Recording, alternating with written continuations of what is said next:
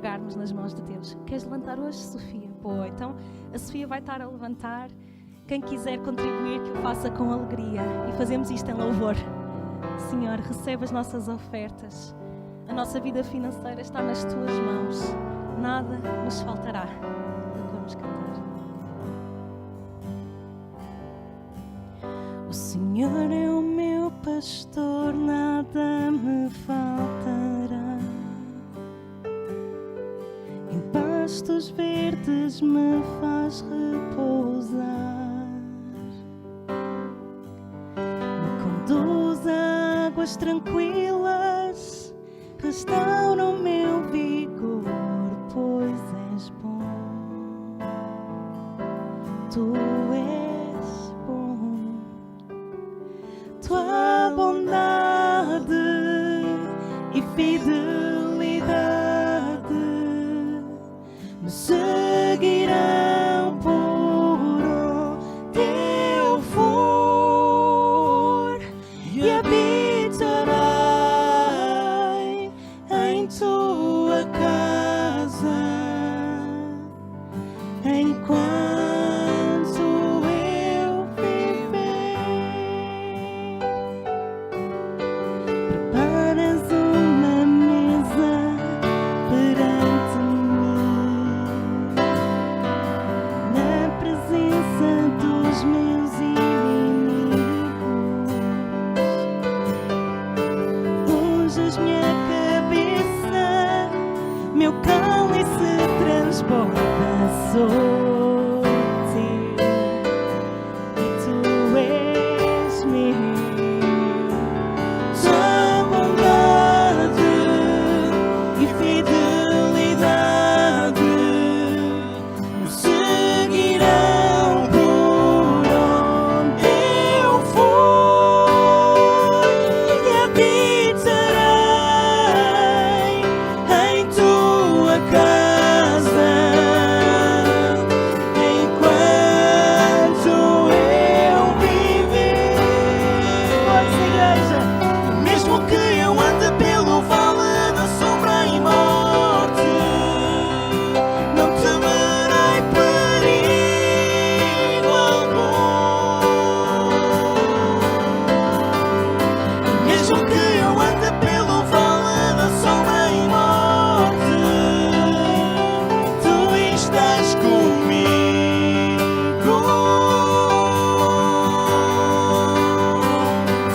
Mesmo que eu ande pelo vale da sombra e morte, não temerei perigo algum.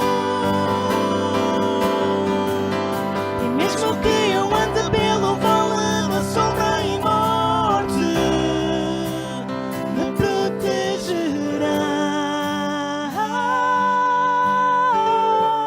protegerás, pois tua bondade e fidelidade me seguirão por onde eu for e habitarei em tua casa enquanto eu viver. Mesmo que eu ande pelo vale da sombra e morte, não temerei perigo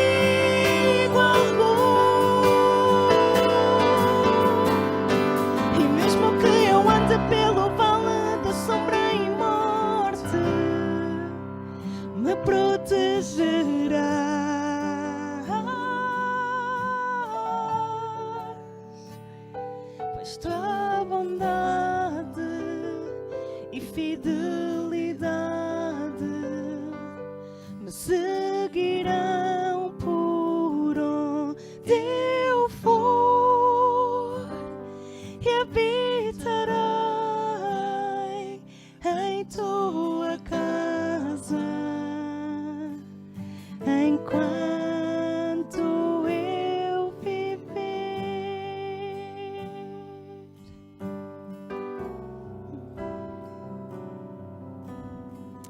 Obrigado pela tua bondade e pela tua fidelidade, Senhor.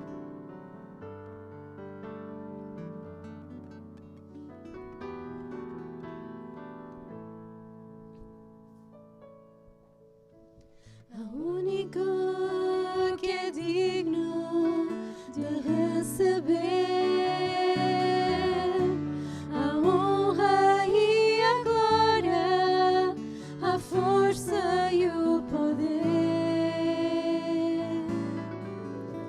Ao Rei eterno, imortal, invisível, mas real, a Ele entregamos o louvor. Ao único que é digno de receber a honra e a glória, a força e o poder. Ao Rei eterno, imortal, invisível, mas real, a Ele ministramos o louvor. Coroamos a Ti, ó Rei Jesus. Coroamos a Ti, ó Rei Jesus. Exaltamos o Teu nome, nos rendemos a Teus pés, consagramos todo o nosso ser a Ti. Ao único que é digno de receber a honra e a glória, a força e o poder. Ao Rei eterno, imortal, invisível, mas real, a Ele entregamos o louvor. Coroamos a Ti, ó Rei Jesus. Coroamos a Ti, ó Rei Jesus. Exaltamos o Teu nome, nos rendemos a Teus pés, consagramos todo o nosso ser a Ti. Consagramos todo o nosso ser a Ti. Consagramos todo o nosso ser a Ti. Até que Cristo volte, o que devemos fazer?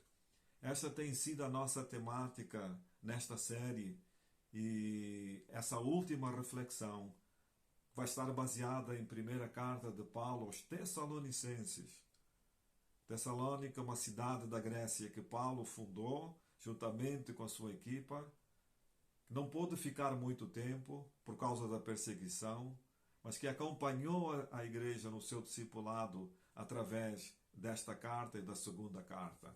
E no capítulo 5 da primeira carta, nos versículos 12 a 22, Paulo tece algumas considerações sobre as posturas do seguidor, da seguidora de Cristo, diante da volta de Jesus, cujo dia e hora nós não sabemos. São extremamente práticos esses itens. Faz-nos lembrar a carta que Paulo escreveu aos Efésios, capítulo 4, 17 até 5, 17. Paulo fala ali sobre a ética do reino, sobre a postura do cristão nesse mundo. Um texto que vale a pena ser lido em algum momento por parte de cada um de nós. E ele aqui, 9 itens são apresentados. O primeiro item Está nos versículos 12 e 13 desta primeira carta, capítulo 5. E diz o seguinte: agora vos rogamos, irmãos, que acateis com apreço os que trabalham entre vós e os que vos presidem no Senhor e vos admoestam, e que os tenhais com amor em máxima consideração, por causa do trabalho que realizam. Vivei em paz uns com os outros. Viver bem em harmonia com a liderança da comunidade. E viver em paz uns com os outros. E aqui está o primeiro item. Viver em paz com os líderes e uns com os outros. A salvação é individual, sim. Mas a salvação não é individualística, como disse Francis Schaeffer, o grande apologista cristão da Europa na primeira metade do século XX. Somos salvos individualmente, sim. Nesse sentido, a salvação não se empresta, mas nós fomos salvos no contexto de comunidade. Foi por isso que Jesus disse que o maior mandamento é amar a Deus, e o segundo é amar o próximo como a nós mesmos. Paul Stevens, um dos grandes expoentes da espiritualidade bíblica, professor de teologia prática na Faculdade de Vancouver, no Canadá, ele disse o seguinte: os seres humanos são uma metáfora visual e social do próprio Deus. Quanta profundidade nesta afirmação! Os seres humanos são uma metáfora visual e social do próprio Deus. E foi no contexto da comunidade que nós fomos salvos e nós devemos viver. E o primeiro item na nossa caminhada é viver em paz com os líderes e uns com os outros. A segunda item a ser considerado é nossa trajetória de vida. Está nos versículos do número 14, capítulo 5 de Tessalonicenses.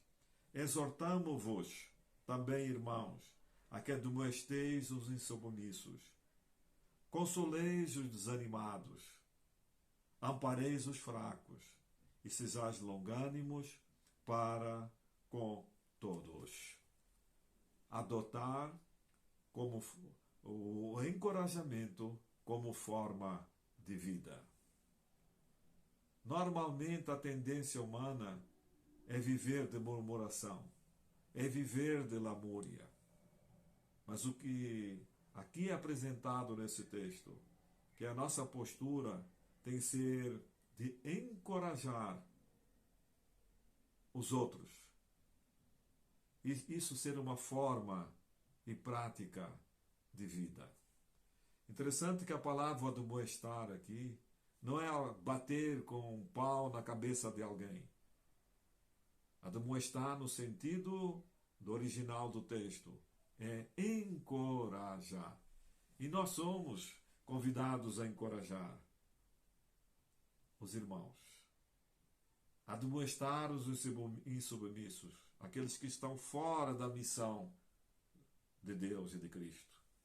Consolar os desanimados, amparar os fracos e ser longânimo, uma paciência longa para todos aqueles que estão à nossa volta. Terceiro item a ser considerado, aqui está no versículo de número 15, e diz: evitai que alguém retribua a outrem mal por mal. Pelo contrário, segui sempre o bem entre vós e para com todos. A postura aqui é de responder sempre com o bem, em meio às maldades que fazem contra nós. Salmo 129 explica isso. O salmista disse que fizeram sulcos sobre as minhas costas, buracos no meu dorso. Mas ele não revidou por vingança. E termina o salmo, vale a pena ser lido: eu vos abençoo. E a postura que a ética bíblica nos convida é responder sempre com o bem em meio à maldade. Foi Spurgeon, o grande líder britânico, que disse o seguinte: um bom caráter é a melhor pedra tumular para epitáfio. Epitáfio é aquilo que as pessoas escrevem nos túmulos. Aqueles a quem amamos e foram por nós ajudados se lembrarão, disse Spurgeon, de nós, quando as flores da saudade já estiverem murchas. Gravemos o nosso nome em corações e não em mármore. Que assim seja. Em quarto lugar, nos versículos do número 16, Paulo disse o seguinte: regozijai-vos sempre. E o princípio aqui é fazer da alegria uma postura de vida.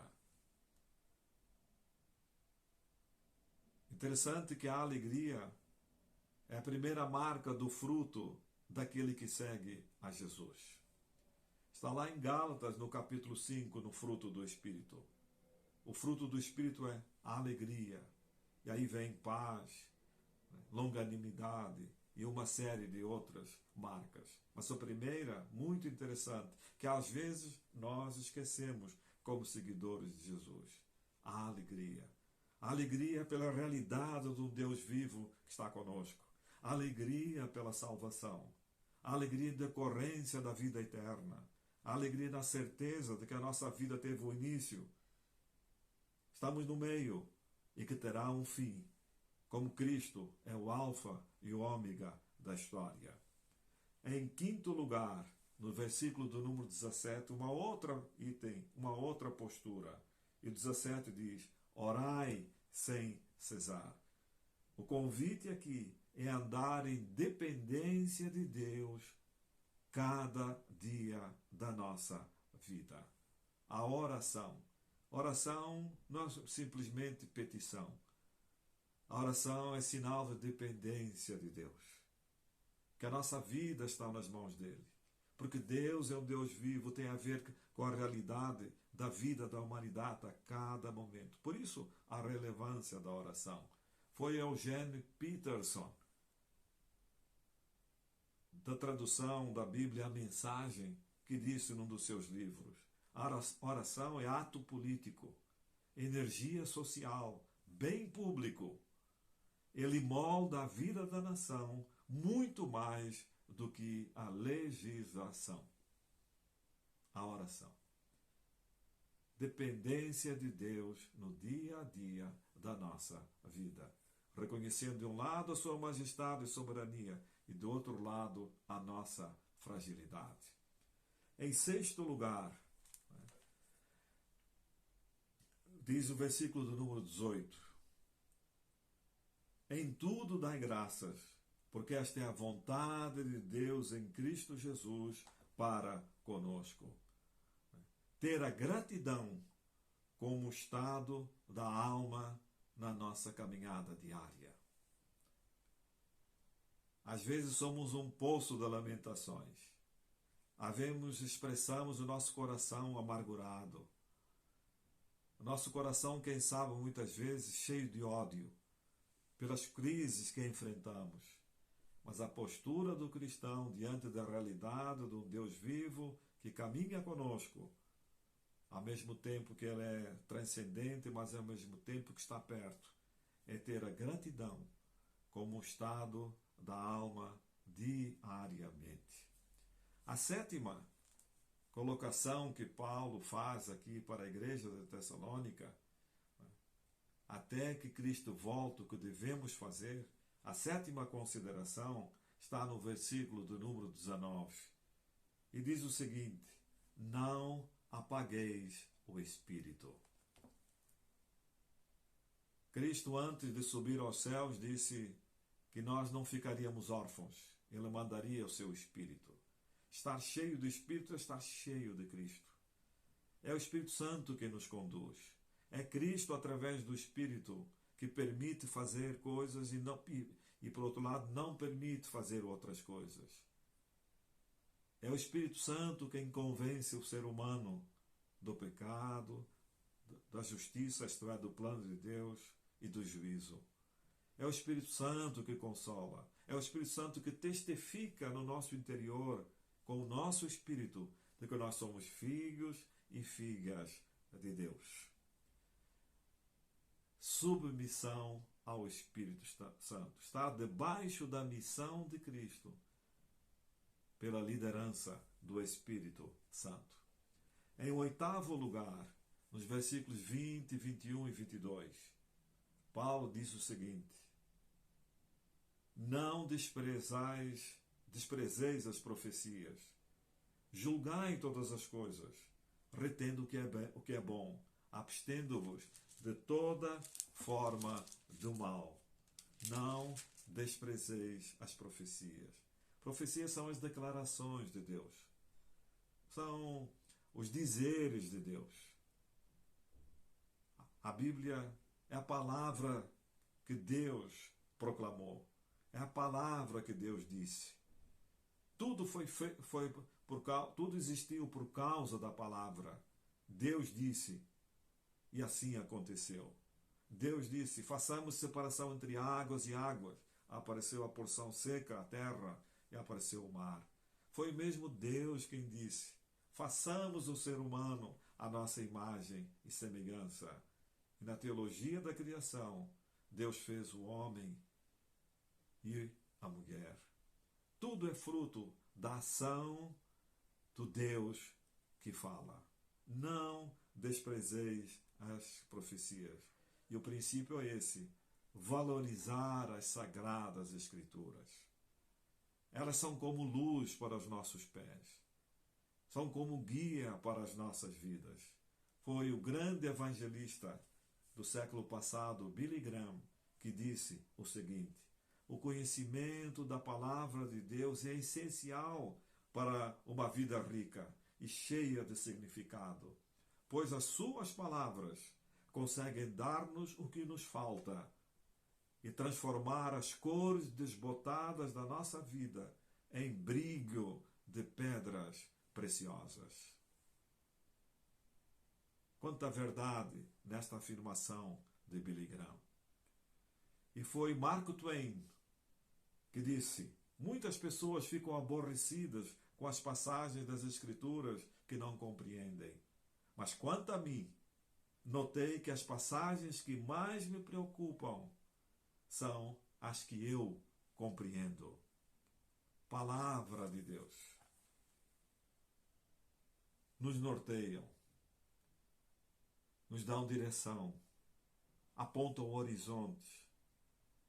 Fala de um Deus que criou e deu sentido ao mundo, à humanidade e ao ser humano criado à sua imagem e semelhança. Fala da desvinculação, da desconexão do ser humano para com o Criador e o seu projeto. Mas fala também que esse Criador veio até nós, se tornou Salvador e um dia vai voltar. E o objetivo dele é salvar, é transformar, dar sentido, dignidade e propósito à vida. Sagradas Escrituras, valorizá-las em nossa vida, em nossa caminhada, em nossa essência, em nossa mente, para a transformação, né, e aperfeiçoamento do nosso caráter. A última, a nona, o aspecto está nos versículos 23 e 24. O mesmo Deus de paz vos santifica em tudo, e o vosso espírito, alma e corpo sejam conservados íntegros e irrepreensíveis na vinda do nosso Senhor Jesus Cristo. Fiel é que vos chama, o qual também o fará. E o princípio aqui, em nossa caminhada até que Cristo volte, é nós devemos viver na consciência que Cristo completará a obra na criação e a sua obra em sua vida e em nossa vida. Viver na consciência de que de Cristo completará a obra. A obra no mundo cósmico e a obra na vida daqueles que o seguem. Foi Conde Shaftesbury, político filósofo britânico, que disse: eu creio que nos últimos 40 anos eu não tenha vivido um momento sequer que não tenha sido influenciado pelo pensamento da volta do Senhor. Que palavras extraordinárias e fantásticas. A segunda vinda de Cristo, cujo dia e a hora nós não sabemos, não nos incentiva a uma postura escapista, alienadora da história, do mundo, da sociedade, do país em que nós vivemos. Pelo contrário, por termos a consciência da finitude da vida, que o mundo teve um momento da criação, que também terá um momento da recriação com a volta de Cristo. Isso é um fator de mais ação social, de mais postura missional, de mais boas obras na caminhada do seguidor, da seguidora de Cristo. Até que Cristo volte, o que devemos fazer? Viver em paz com os líderes e uns com os outros. Adotar o encorajamento como forma de estar na vida. Responder sempre com o bem em meio à maldade. Fazer da alegria uma postura de vida. Viver na dependência de Deus dia a dia. Ter a gratidão como estado da alma, cotidianamente. Viver em submissão ou debaixo da missão do Espírito o Santo. Valorizar as Sagradas Escrituras. Nortear a nossa vida pelas Escrituras que Deus colocou diante de nós.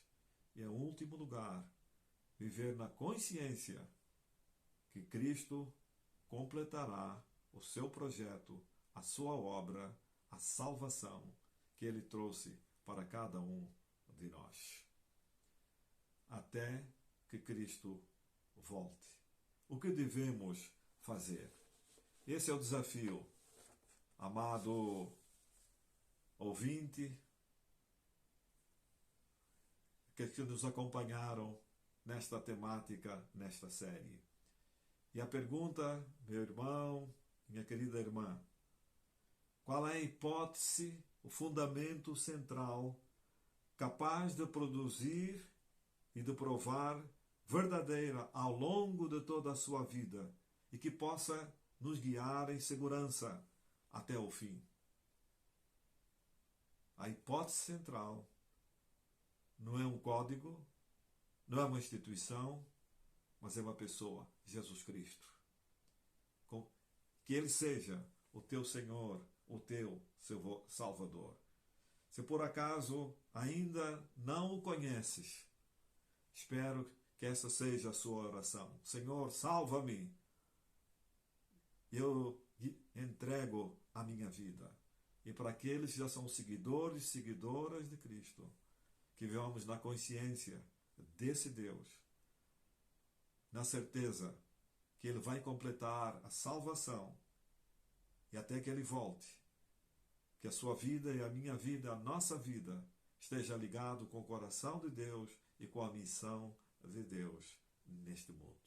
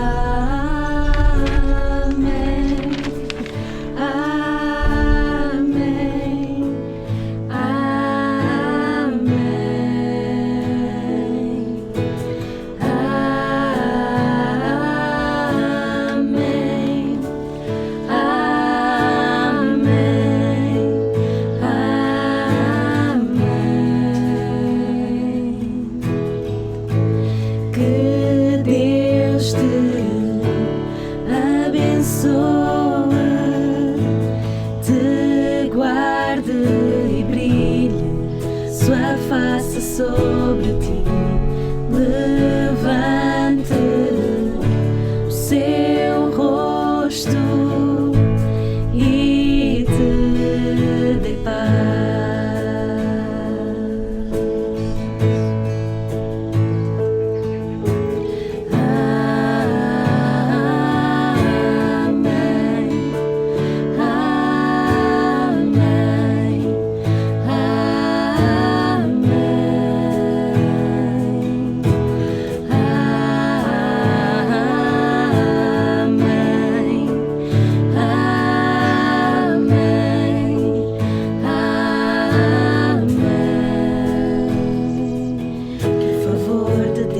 Seja sobre ti, sobre toda a tua geração, tua família, os teus filhos e os filhos dos teus filhos. Que o favor de Deus seja sobre ti, sobre toda a tua geração, tua família e os teus filhos e os filhos dos teus filhos. Que o favor de Deus seja sobre ti, sobre toda a tua geração, tua família